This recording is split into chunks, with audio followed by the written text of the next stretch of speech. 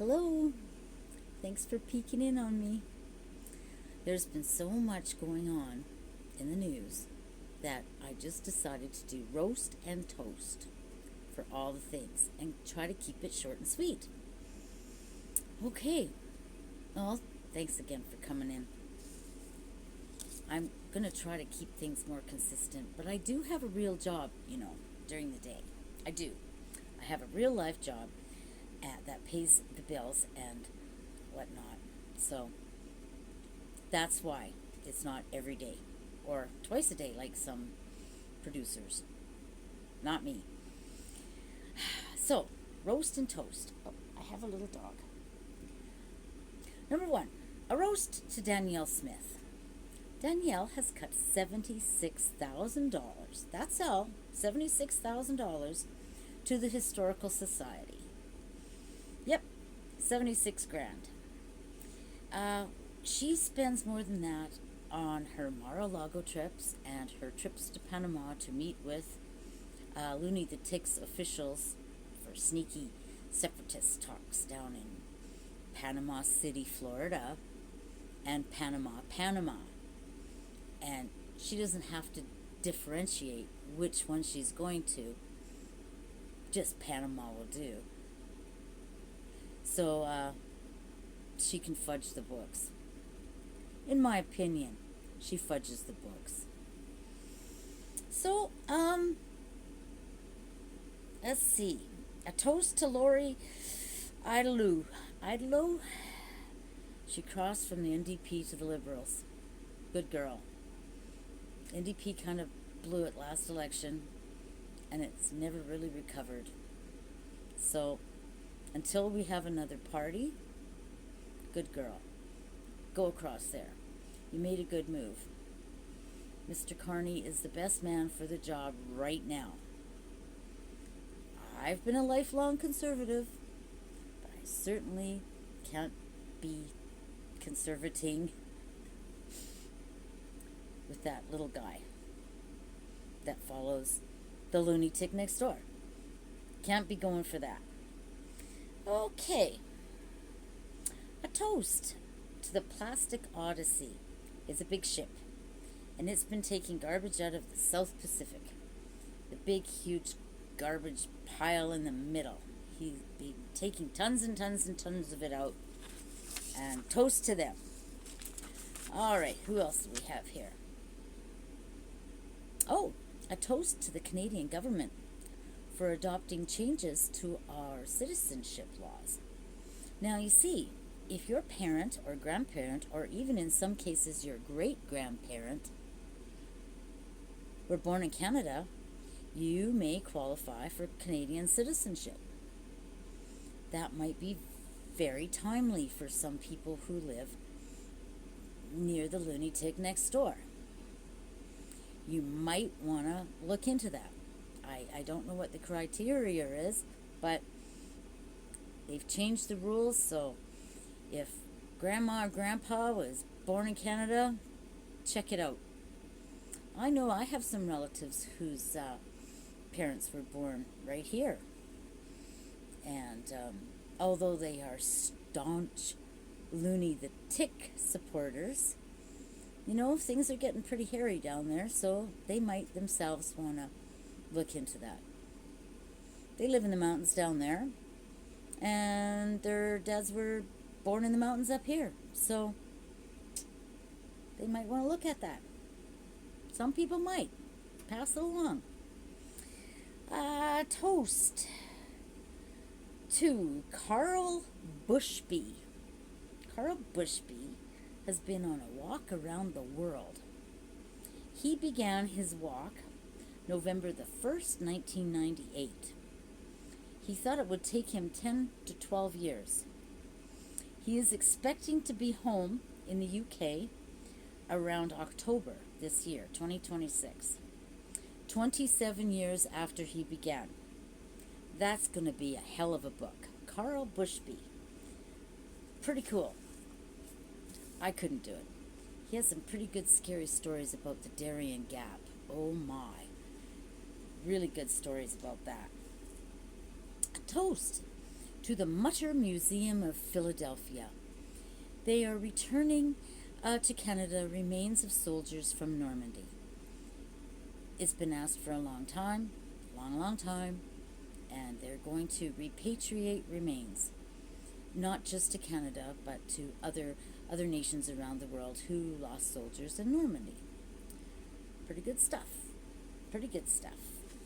All right, we got more.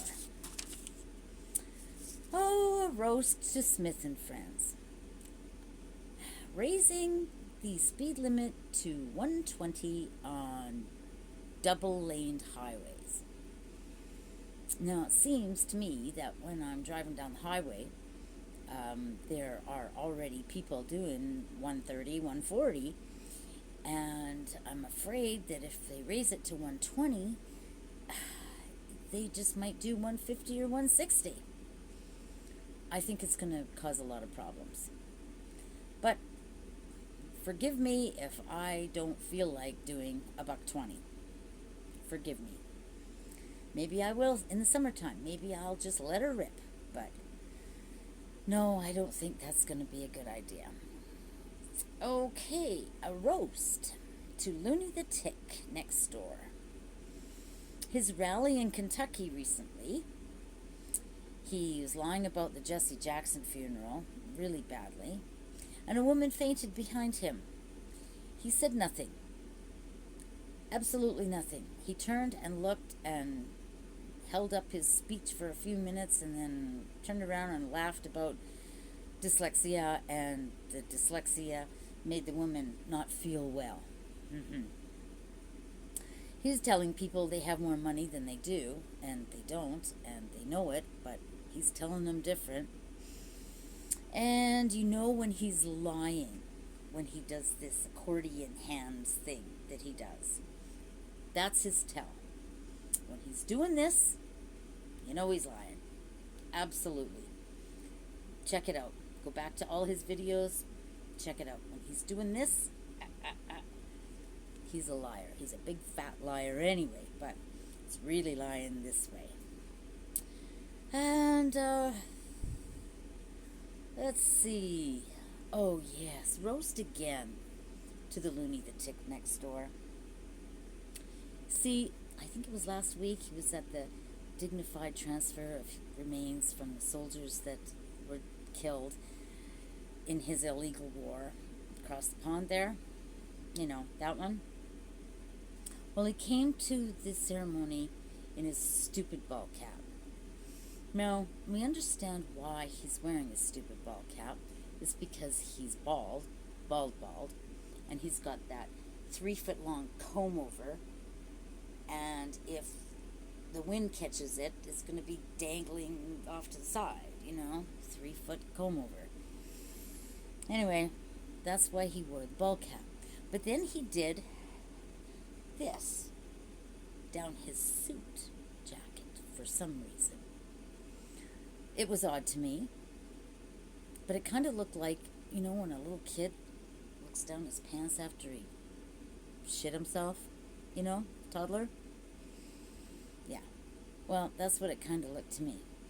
And then when you look at all the video, slow-mo it, even just the stills, you can see Susie Wiley behind him doing this, not looking. You can see his wife standing far away and giving him the angry side eye, her glare. And you can see Steve Witkoff behind him looking at him like, what have you done? Have you shit your pants? Probably yes. He's been known to do that. And then if you look over to the right, his left, you see Pam Bondi. Blondie? She's glaring at him with disgust. Have a look. I believe he crapped himself. Yep. At the dignified transfer. Yep. Roast to him and a big double middle finger up. God, he's stupid. Luny the Tick. Yay. All right. A roast to the people who are disparaging others who are wearing the face masks. Now, the particulate matter in the air right now is stupid high, and if you have respiratory issues or cancer or heart disease or prone to strokes, these particulates, teeny weeny beany little things, plastics, heavy metals, pollution, dirt, whatever, you're breathing it in and it's settling in your lungs. So stop making fun of those people. They may have compromised immune systems. And I think I'm going to start wearing one too on these days. I don't want to keel over. I don't want to get lung cancer. I don't want to have a stroke. I don't want to have respiratory problems. I don't have shit going on, you know? We're not spring chickens around here. We got aches and pains and bones and tendons and arthritis and stuff. Yeah, we don't need to have breathing problems and heart problems on top of it. Okay? So, oh yes. Roast to Danielle Smith once again. Yep. Roast to Danielle. What has she done this time? She has cut. It's back here. I got it. The funding for the Boyle Street Community Services. She cut the homeless shelter. All of the money. Stop paying them. Got to find someplace else to go. So she's cut AISH, she's cut mental health, and now she's cut the homeless people. Right out. Sorry. Yeah. Roast to Danielle. God, she's a wicked, awful monster. Just an awful monster. Okay, toast to the Canadian Paralympic team. Brittany Hudak for her bronze in skiing. Good for you. Good girl. Did well. And toast to the Canadian curling team. Semi's happening. They're going strong. Go, guys. Let her rip. A roast or a toast? Not sure on this one. To the Lottomax people. The lottery people. It's going to be $1 more for a ticket. And the jackpot odds are going to be worse. Slim to none. Worse than they are now. But the odds for winning any prize, is going to increase. So, I don't know if that's going to be great, because any prize can be a free ticket or $2. We've already got that, right? But the jackpot will go to $90 million now. Can you imagine? Oh my God. But the odds of winning that jackpot are going to decrease. So, there you go. Roasting and toasting. Luny the Tick gets lots of roasts. Danielle gets lots of roasts. And, oh, yes, a toast to Ottawa again. The passport fees are going to go up. What a sad shame. So, it's going to go up for $3.50 for an adult 10-year passport, $2.50 for a 5-year adult passport, and $1.50 for a 5-year child passport.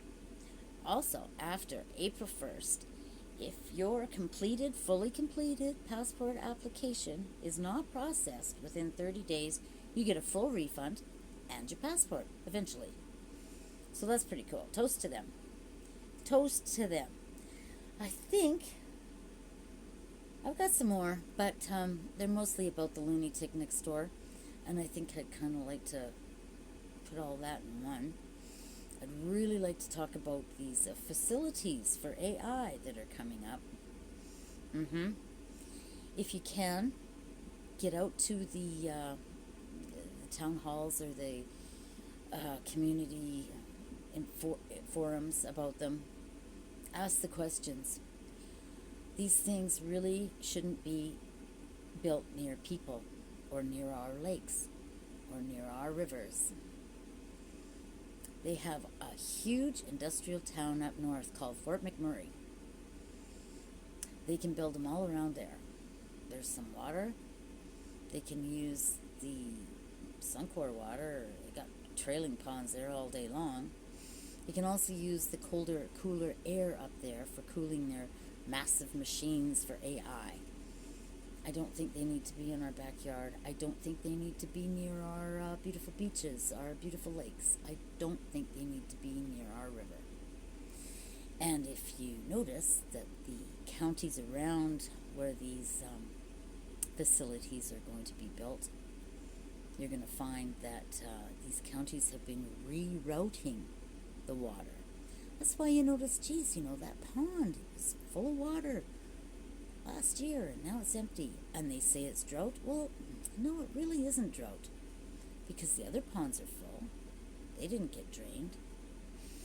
And the creeks drying up.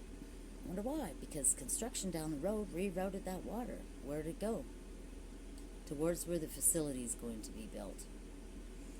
All the groundwater is being rerouted. So get out to these meetings that they're going to have. We've got one coming up. Oh, and a roast to them too, because they're having it on a Tuesday morning at 9 a.m. And then they changed it to 9:30. And then they changed it to 10:30. So they're giving us mixed messages as to what time and where to go for these meetings. They don't want public input. They don't want the residents to even know about it. So they can just push it through with, oh, nobody showed up, so here we go, we had to pass it. No, let's make them have these meetings where we don't have to take time off work, because do you take time off work to go to these meetings? Or do you go to them, go to work and not be there because that's what they want? You know that the people holding these meetings and the developers, they're getting paid for the meeting. We don't get paid for a meeting at 9 or 9:30 or 10:30 on a Tuesday morning. We don't get paid for that. We have to take time off work and go, but they're going to get paid. And they'll get paid if it's in the evening one weekday, and they're going to get paid if it's on a weekend during the day. They're going to get paid. We won't get paid, but they're going to get paid. So pressure your county to get these meetings at a reasonable hour so people don't have to take time off work, and they don't have to worry about where their kids are, and they can go and they can get some information, and then they can ask the hard questions, like, how is this going to affect my family? How is this going to affect my property value? How is this going to affect my water? How is it going to affect my farm? How close is it going to be to me? Is this going to drive me nuts 24/7 with the noise? Ask these questions. Find out, and they'll say, oh, it's a closed system. Don't worry. The water's not going to be used. It's all on a loop. No, it isn't. They have the technology to do that, but it's way too expensive. Way. And they won't do it unless they have to do it. And our governments, federal and provincial, they're not making them tell us how much water they're using on a daily, weekly, monthly, or yearly basis. They're not telling us how much noise it's going to put out. Oh, it'll be well within the legal limit, but it's going to be 24/7, forever and ever and ever. And the people who already have these facilities in their backyards are getting pretty sick from the headaches and whatnot that it causes. It also is bad for the wildlife, because you can't have noise like that when you've got nesting birds and migratory things coming and going. You can't have that. And you also don't need unwanted wildlife in your backyard. Unpleasant wildlife. Skunks, for instance. Don't need that in your backyard. Yeah, so get to the meetings if you can. Make them, have them at your leisure. Well, at least when it's more convenient for people to go. You can do that. We can all do that. And they can provide that for us. Those smarmy bastards. Okay.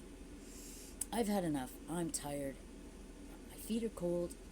I want to crawl into my warm, cozy bed and watch something that isn't going to drive me insane. Something boring and quiet. Oh, like National Geographic and the gazelles jumping over the savannah. I think that's probably best. Oh, God, what a week it's been. Okay, 2 more days. We can do this. We can do it together. I hope to be here tomorrow. If I'm not, I'll see you Friday. Okay? I love you. Thanks for peeking in. Drop me a like. Leave me a comment. Say hi. I'm here. Talk to me. I'm talking to you. Okay. Good night.